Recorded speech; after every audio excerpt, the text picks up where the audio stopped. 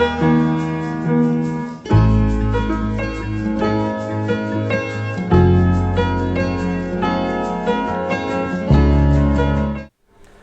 Welcome back ناظرین، امید کرتا ہوں کہ آج کی نشست گفتگو بہت ہی آپ کو پسند آ رہی ہے۔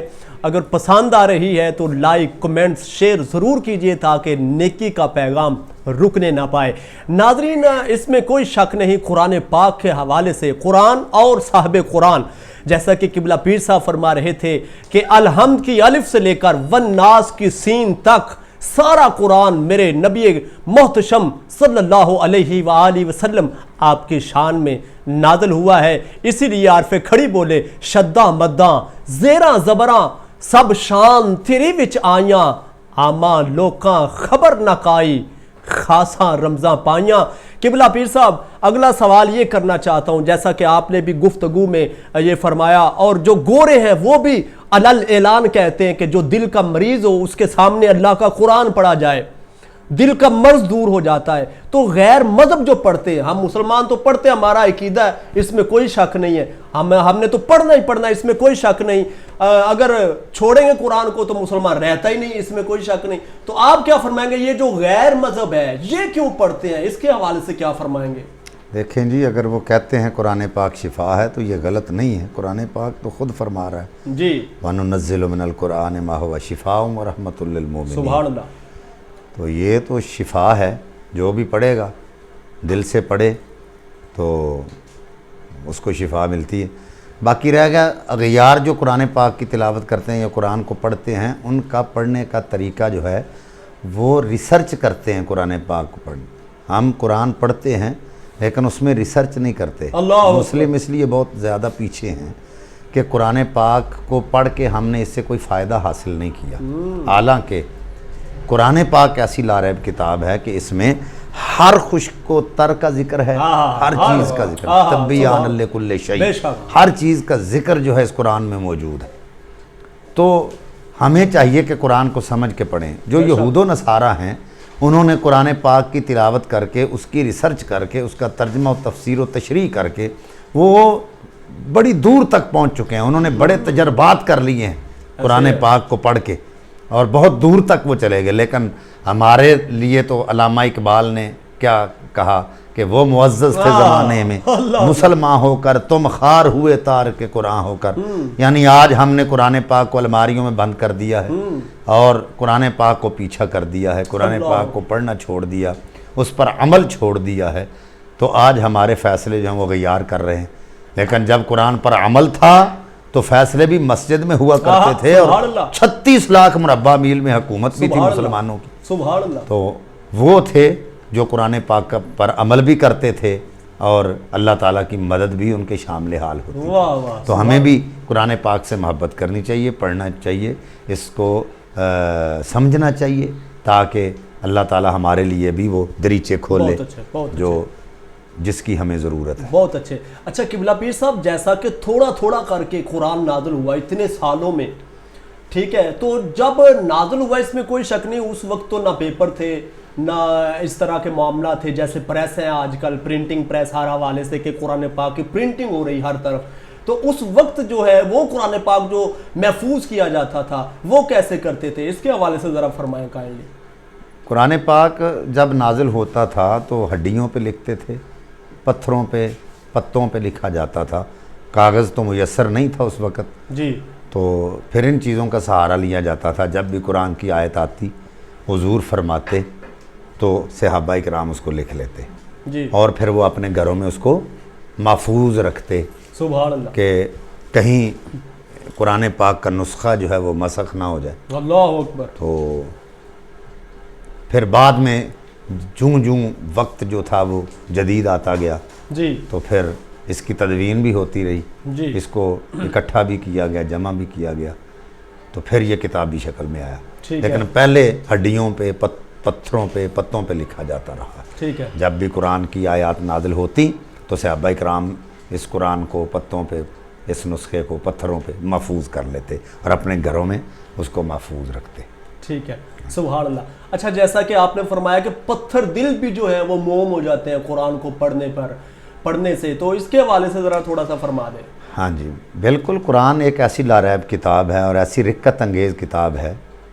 اللہ تعالیٰ نے قرآن پاک میں فرما دیا لو انزلنا ھذا القرآن علی جبل لرأیتہ خاشعا متصدعا من خشیۃ اللہ، اگر میں اس قرآن کو پہاڑوں پر نازل کرتا تو وہ خشیت الہی سے ریزہ ریزہ ہو جاتا۔ یعنی قرآن پاک جو ہے جب اللہ تعالیٰ نے نازل فرمانا چاہا تو قرآن پاک کے لیے ہر مخلوق کو اللہ تعالیٰ نے پکار کے کہا کہ یہ تمہیں کتاب دینا چاہتا ہوں، تو ہر چیز نے اس کا انکار کر دیا۔ ٹھیک ہے، لیکن نبی پاک صلی اللہ علیہ وآلہ وسلم نے عرض کی کہ مالک یہ قرآن تو یہ کتاب مجھے عطا کر دے۔ جنوں نے انکار کر دیا، ہماؤں نے انکار کر دیا، پہاڑوں نے انکار کر دیا، ہر چیز نے اس کا انکار کیا، لیکن نبی پاک صلی اللہ علیہ وآلہ وسلم نے اس قرآن کے بوجھ کو اٹھانے کا جو ارادہ تھا وہ اللہ کے سامنے ظاہر کیا۔ تو رب کائنات نے فرمایا پیارے محبوب تم نے میری پاک کلام کا بوجھ اٹھانے کا، اس کا بھار اٹھانے کا ذمہ لیا ہے، قیامت کے دن میں تیری امت کے گناہوں کا بوجھ جو ہے وہ اٹھاؤں گا۔ اور پھر دوسرا قرآن پاک جو میں نے آپ کو عرض کیا کہ وہ پتوں پر لکھا جاتا تھا، ہڈیوں پہ لکھا جاتا تھا، تو صحابی رسول کے گھر کے ساتھ یہودیوں کا گھر تھا، تو ایک دن بارش کا موسم ہو گیا اور ان کے گھر کی چھت جو تھی وہ اتنی محفوظ نہیں تھی، جب پانی گرتا تھا تو چھت جو تھی وہ اس سے پانی اندر ٹپکتا۔ تو انہوں نے دونوں میاں بیوی نے یہ مشورہ کیا کہ ساتھ والا گھر جو ہے ان کی چھت ذرا مضبوط ہے، دیواریں مضبوط ہیں، تو یہ نسخہ ان کو دے دیتے ہیں، ایک رات کے لیے رکھ لیں، جب موسم ٹھیک ہوگا تو ہم لے آئیں گے۔ ٹھیک ہے، تو جو بزرگ لوگ ہیں وہ کہتے ہیں دن ہون پدرے تے پجے اگن موٹ، جب کسی کے بننی ہو تو اللہ تعالیٰ کئی راہیں جو ہے وہ نکال دیتا ہے اس کے لیے۔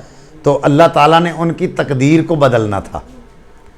تو یہ بھی میں بتانا چاہتا ہوں اس میں کہ اللہ کو کتاب سے کتنا پیار ہے اور جو کتاب کی تعظیم کرتے ہیں ان سے کتنی محبت۔ ماشاءاللہ، سبحان اللہ۔ تو جب وہ یہودن کے گھر وہ لے کے گئی صحابیہ نسخہ، تو اس نے پکڑ کے رکھ لیا، تو جب شام کو اس کا خامد گھر آیا تو اس نے ڈرتے ڈرتے اس کو یہ ماجرا سنایا، تو اس کے دل میں یہ تھا کہ یہ میرا خامد کہے گا کہ ہم تو مسلمان نہیں ہیں، تو تو نے ان کی کتاب کیوں لے کے رکھی ہے؟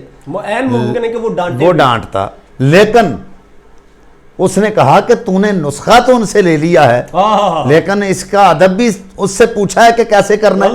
اس نے کہا یہ تو میں نے نہیں پوچھا۔ اس نے کہا اب اس کی سزا یہ ہے کہ ساری رات جاگ کے اس کی حفاظت، آدھی رات تم کرو گی آدھی رات میں۔ سبحان اللہ۔ اب جب وہ جاگی تو وہ سویا، اس کو زیارت مصطفیٰ ہو گئی، وہ جاگا یہ سوئی تو اس کو زیارت مصطفیٰ ہو گئی۔ تو جب فجر کی نماز حضور نے پڑھائی تو اللہ نے فرمایا جبریل جاؤ میرے محبوب سے کہو کہ ابو بکر نے اگر کلمہ پڑھا ہے تو تیری بارگاہ میں آ کے پڑھا ہے، اگر عمر آئے تو تیری بارگاہ میں، عثمان آئے تو تیری بارگاہ، جس نے کلمہ پڑھا ہے وہ تیری بارگاہ میں آ کے پڑھا۔ آج وہ یہودی اور یہودن میرے قرآن کی تعظیم کر رہے ہیں، جاؤ آج ان کو جا کے کلمہ پڑھا۔ تو جب حضور وہاں تشریف لے گئے تو انہوں نے حضور کے چہرے کی طرف دیکھا تو ایک دوسرے کہنے لگے کہ ہم نے تو رات کو اس کو دیکھا ہے، یہ تو ہماری خواب میں آیا تھا۔ سبحان اللہ۔ تو حضور نے فرمایا کہ خواب میں اسی لیے آیا تھا کہ تم نے اس پاک کلام کی حفاظت کی اور اس سے محبت کی ہے، اس کا ادب کیا ہے جو اللہ کی لاریب کتاب ہے، جس سے اللہ کو بڑی محبت ہے، اللہ کو بڑا پیار ہے۔ تو میرے مصطفیٰ نے ان کو کلمہ پڑھایا اور وہ مسلمان ہو گئے۔ دوسری بات جو موم کر دینے والی، حضرت جعفر طیار رضی اللہ تعالیٰ عنہ، حضرت علی کے بھائی، سبحان اللہ۔ آپ جب ملک حبشہ ہجرت کر کے گئے نا، کافروں نے جب آپ کو تنگ کرنا شروع کر دیا تو آپ ہجرت کر کے کچھ ساتھی ساتھ لے کے حبشہ چلے گئے۔ سبحان اللہ۔ تو وہاں جا کے پناہ چاہی، پہلے تو انہوں نے پناہ دے دی، تو یہاں مکے والوں نے، کافروں نے ایک وفد بھیجا وہاں کہ نجاشی کو جا کے کہو کہ یہ تمہارے ملک میں ہمارے باغی جو باغ کے آئے ہیں، اللہ اکبر، بغاوت کر کے آئے تو یہ بندے ہمیں دے دو۔ جی۔ تو وہاں عدالت میں بیٹھے تھے، سارے کھڑے تھے، ایک طرف وہ کافروں کا وفد تھا، ایک طرف یہ مسلمان بیٹھے کھڑے تھے۔ تو نجاشی اپنے وہ سٹیج پہ بیٹھا ہوا ہے اپنے تخت پہ، تو سوال کرنے شروع کر دیے۔ جب انہوں نے کہا کہ یہ باغی ہیں، باغ کے آئے ہیں، اللہ اکبر، تو ہمیں یہ دو۔ تو نجاشی نے حضرت جعفر طیار سے پوچھا کہ بتاؤ بھئی ان کے سوال پہ کیا جواب دیتے ہو؟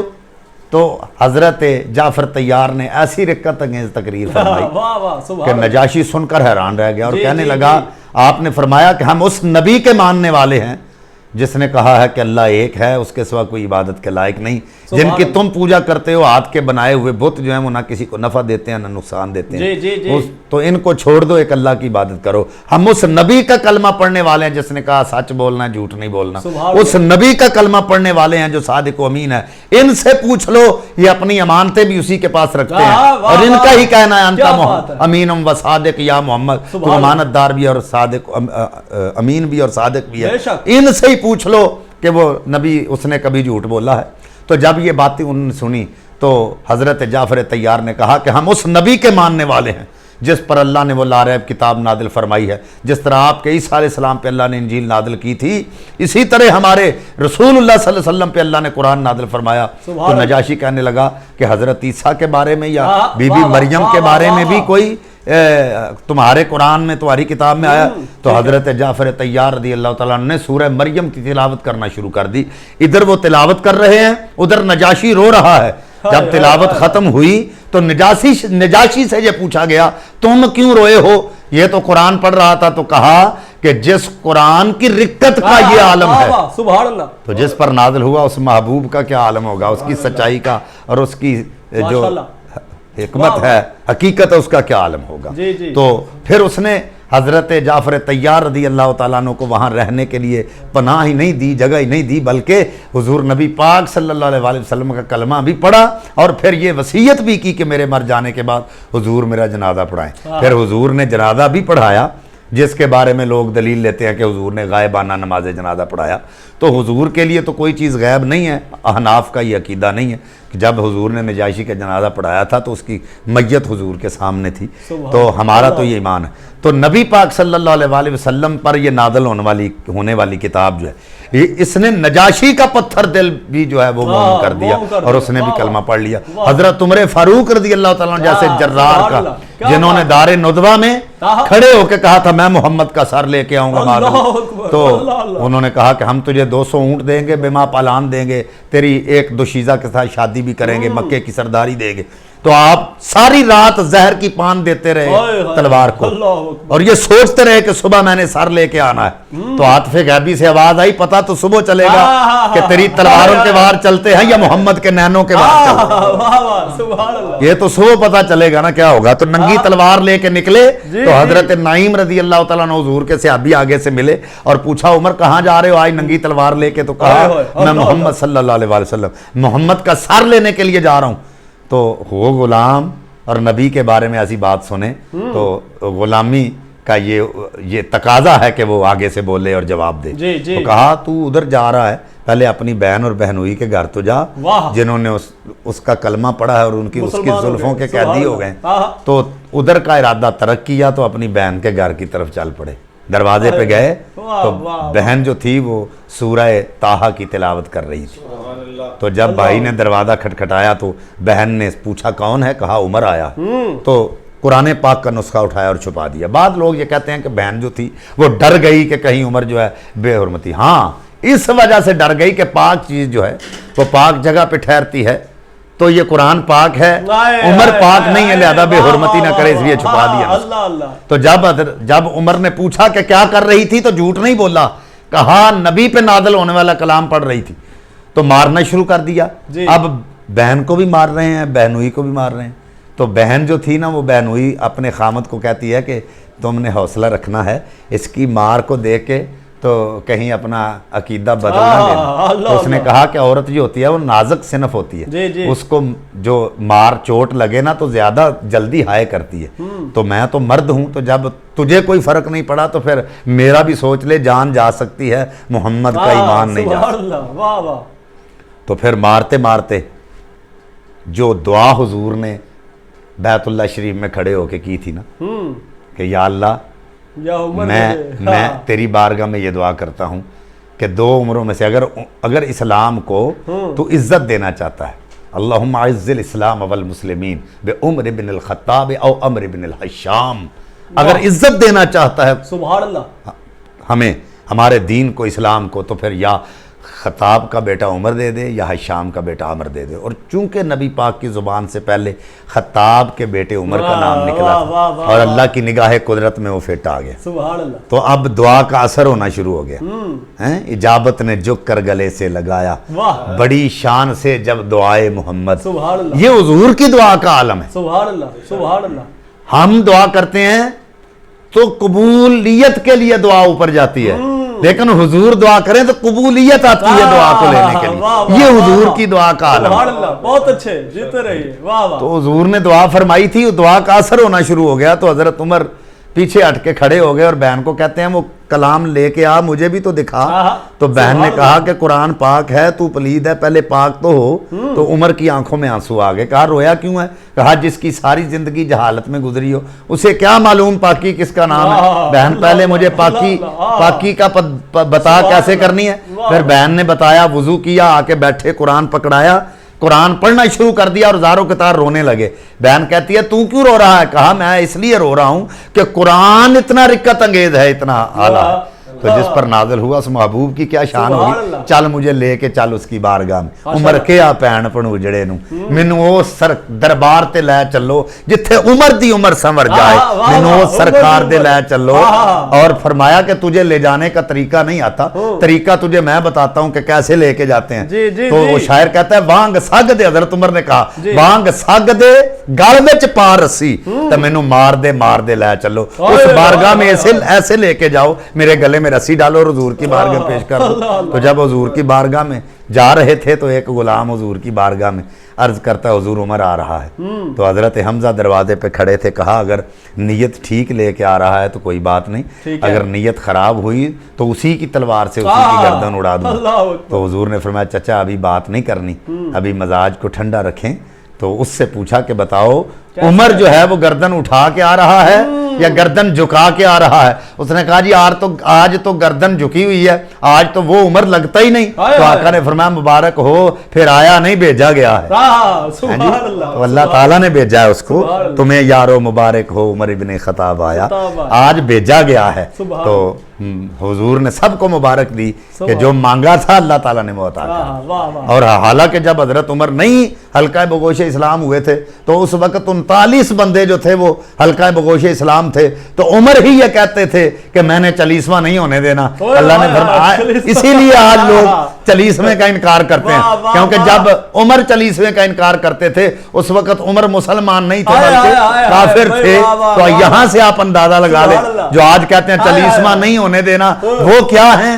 تو جب عمر چلے تو اللہ نے فرمایا یہ بات نہ کہو 40واں نہیں ہونے دینا, 40واں تو ہی ہوگا. تو پھر حضرت عمر کلمہ پڑھا تو وہی. تو ہمیں تو عمر سے پیار ہے اس لیے ہم 40واں نہیں چھوڑیں گے. واہ واہ واہ, کیا بات ہے. اچھا قبلہ پیر صاحب, دوران گفتگو جیسے آپ نے وہ مثال دی یہودی اور یہودن کی کہ ساری رات, آدھی رات یہودی اور آدھی رات جو ہے یہودن سر پر قرآن پاک کو اٹھائے ہوئے ادب میں گزار دی, اور ایمان جو ہے سبحان اللہ. تو میں سوال کرنا چاہتا ہوں, پیغام بھی شامل ہو جائے بزم سیف کی مدد سے, اس پلیٹ فارم سے پوری دنیا میں پیغام جائے. توبہ نعوذ باللہ, جو قرآن پاک کو شہید کرنے کی کوشش کرتے ہیں یا جلانے کی کوشش کرتے ہیں یا بے حرمتی کرنے کی کوشش کرتے ہیں, ان کو ذرا کون سا پیغام دیں گے؟ ذرا کائنڈلی ذرا اس حوالے سے دیکھیں جی. سب سے پہلی بات یہ اضافات الحیا ففعل ما شئت, جب حیا فوت ہو جائے تو جو مرضی کر. جس کے دل میں اللہ اور اس کے رسول کا ڈر نہیں ہے, جس میں غیرت ہی نہیں ہے, وہ ایسے کام کرتا ہے. ہم مسلمان ہیں, ہمارا تو ایمان ہے, قرآن پاک کا ادب اتنا کرتے ہیں, بلکہ قرآن پاک کے ساتھ جو کپڑا لگ جائے ہم اس کپڑے کا اتنا ادب اور حیا کرتے ہیں, اس کی طرف پیچھا نہیں, اس کو چومتے ہیں, حالانکہ یہ بھی کپڑا ہے. تو جو اس کے اوپر چڑھ جاتا ہے, بناوٹ تو دونوں کی ایک ہے, روئی ہے, لیکن اس کے مقام کا اندازہ لگا لے وہ جڑا کس کے ساتھ ہے. تو جو کافر یہود و نصارہ یہ کرتے ہیں, اصل میں وہ اسلام کو پامال کرنے کی کوشش کرتے ہیں, اللہ اکبر, دین کو ہٹ کرنے کی کوشش کرتے ہیں, مسلمانوں کے ایمان کو ہٹ کرنے کی کوشش کرتے ہیں. تو نبی پاک صلی اللہ علیہ وسلم کا فرمان ہے مسلمان تو ایک جسم کی مانند ہے, तो अगर देखें ना, अगर जिस्म के किसी हिस्से को तकलीफ हो तो पूरे जिस्म जो है वो हरकत में आ जाता है। तो मुसलमानों को हरकत में आना चाहिए। अगर कोई कुरान पाक की बेहुरमती करता है तो ये लारैब किताब है, हमारे रसूल पे नाजिल हुई है। जी जी जी। तो मुसलमान तो ये गवारा नहीं करता कि पाक कलाम की कोई बेहुरमती करे या उसको कोई जलाए। ये वही करते हैं जो नफरत करते हैं इस्लाम से और कुरान से, जिनकी नफरत है वो ऐसा करते हैं। उनकी नफरत सामने आती है, उनकी बेगैरती सामने आती है। वो लोगों को बताते हैं हमारा ज़र्फ ये है, हम ये करते हैं। हालांकि जो कानून है, लॉ है, उसमें भी ये मौजूद नहीं कि किसी के नबी को मादल्ला गुस्ताखाना उसके खाके बनाए जाएं या उसको बेहुरमती उसकी तोहीन की जाए, या किसी की किताब जो किसी नबी पे नाज़िल हुई उसकी तोहीन की जाए। तो ये इस्लाम इजाज़त नहीं देता, बल्कि किसी का कोई मजहब भी इसमें वो इजाज़त नहीं देता। अगर वो करते हैं तो लोगों के सामने वो अपनी बेगैरती को जाहिर करते हैं कि हम इतने बेगैरत हैं जो ये काम कर रहे हैं। मुसलमानों के ईमानों को जोड़ा जाता है और मुसलमानों को भी अकल करनी चाहिए। जब ये कुरान से प्यार करेंगे तो किसी की जुर्रत नहीं है कुरान पाक को कोई नजर उठा के देखे। हमने जब तक इसका अदब करना छोड़ दिया तो लोगों ने इसकी बेहुरमती करनी शुरू कर दी। हमें चाहिए कि हमें प्यार करना, हमें इससे प्यार करना चाहिए, हमें इसे पढ़ना चाहिए, हमें इससे रमूज वो लेने चाहिए जो कुरान हमें बता रहा है। ये पेपर अल्लाह ताला ने हमारे सामने आउट कर दिया है कि ये तुम्हारे सामने पेपर है, ये सवाल लिखे हैं, इनका जवाब ये है, ऐसा करोगे तो ये अमल, इसकी ये जजा है, ये करोगे तो उसकी ये सजा है। तो जजा और सजा जो है ना, ये इसमें बयान कर दी गई है। तो हमें चाहिए कि हम कुरान का अदब करें, एहतराम करें। तो जब हम अदब करेंगे तो किसी गैर की जुर्रत नहीं। क्या बात है, सुभान अल्लाह, क्या बात है। सलामत रहिए। यकीनन बहुत ही प्यारा जो पैगाम आपकी नज़र किया, आपकी समातों के हवाले किया, और यकीनन जो ऐसा करते हैं उनको अपने गिरेबान में झांक कर देखना चाहिए। यकीनन हम उस वक्त तक मुसलमान नहीं हो सकते जब तक कमोबेश 1,24,000 अंबिया किराम पर ईमान न ले आए, आसमानी जितनी किताबें हैं उन पर ईमान न ले आए। तो यकीनन अगर दूसरे मज़ाहब के लोग ऐसा करते हैं तो उनको सोचना चाहिए। और ये बहुत प्यारा पैगाम दिया। दुआ है अल्लाह कुरान समझने की, समझ कर अमल करने की तौफीक अता फरमाए। नाज़रीन, इसके बाद इंशाअल्लाह हरूफ मुक़त्तिआत इसके हवाले से गुफ्तगू करेंगे। हाफ़िज़ कुरान और जो उनके वालिदैन हैं उनका मकाम क्या है, कुरान उनकी शान क्या बयान करता है, और ये कुरान पाक जो है शब कदर में क्यों नाज़िल हुआ, इसकी फजीलत के हवाले से किबला पीर साहब से इंशाअल्लाह सवाल करेंगे। और मैं चाहता हूँ अभी एक कलाम शामिल कर ले और मुख्तसर सी कमर्शियल ब्रेक के साथ इंशाअल्लाह वापस आएंगे और मज़ीद जो है सवालात शामिल करेंगे। आकिब अली कादरी हमें ज्वाइन किए हुए हैं। जी आकिब भाई, कौन सा कलाम पेश फरमाएंगे? उर्दू का एक खूबसूरत कलाम, उसके चंद अशआर पेश जी बिस्मिल्लाह। वो हटा रहे हैं जुल्फें, अल्लाह अकबर, चेहरा निकल रहा है, वो हटा रहे हैं जुल्फें, वो हटा रहे हैं जुल्फें, चेहरा निकल रहा है, वो हटा रहे हैं जुल्फें, चेहरा निकल रहा है। अरे जैसे के बाद शब के सवेरा निकल रहा है, सुभान अल्लाह है, वो हटा रहे हैं जुल्फें, माशाअल्लाह। और कभी तीरगी में आका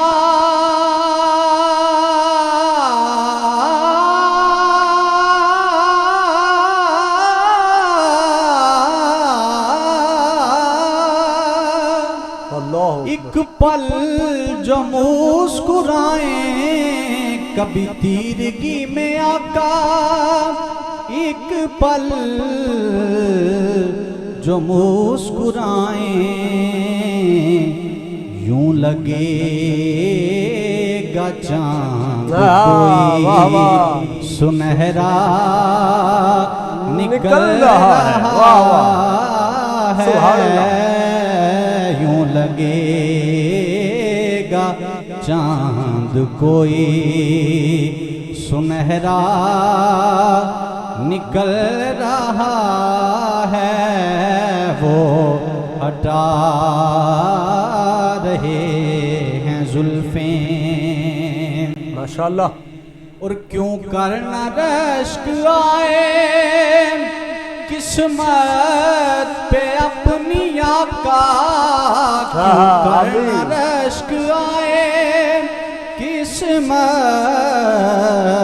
پہ اپنی آقا، کہ پھر سے تیری گلی کا پھیرا نکل رہا ہے، وہ ہٹا رہے ہیں زلفیں، اور یہ تو فیض ہے حضور کی تشریف آوری کا، یہ تو فیض ہے حضور کی تشریف آوری کا، کہ باطل کا ہر نگر سے اندھیرا نکل رہا ہے، وہ ہٹا رہے ہیں زلفیں. ماشاءاللہ. راسل کلام شعر ہے، بسم اللہ. کہ صدقہ علی و زہرا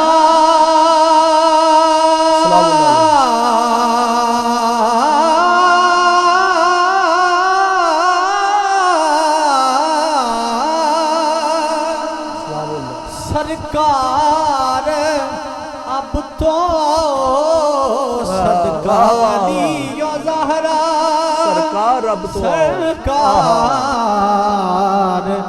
اب تو آؤ، دم آخری جو تھا وہ میرا نکل رہا ہے، دم آخری جو تھا وہ میرا نکل رہا ہے، وہ ہٹا رہے ہیں زلفیں، چہرہ نکل رہا ہے، وہ ہٹا رہے ہیں زلفیں. اور حاکم ہے یہ شاہ بطحا کی مہربانی، حاکم ہے یہ شاہ بطحا کی مہربانی، کہ ہر شعر نعت کا اب گہرا نکل رہا ہے، وہ ہٹا رہے ہیں زلفیں، چہرہ نکل رہا ہے، جیسے کہ بعد شب کے سویرا نکل رہا ہے، وہ ہٹا رہے ہیں.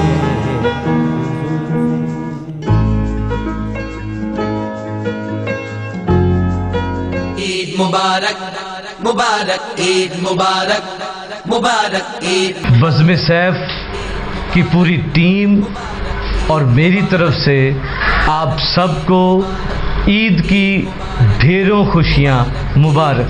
بزم سیف اور اس کی پوری ٹیم اور میری طرف سے دل کی اتھاہ گہرائیوں سے تمام عالم اسلام کو عید مبارک. بزم سیف کی پوری ٹیم اور میری طرف سے اہل اسلام کو عید مبارک.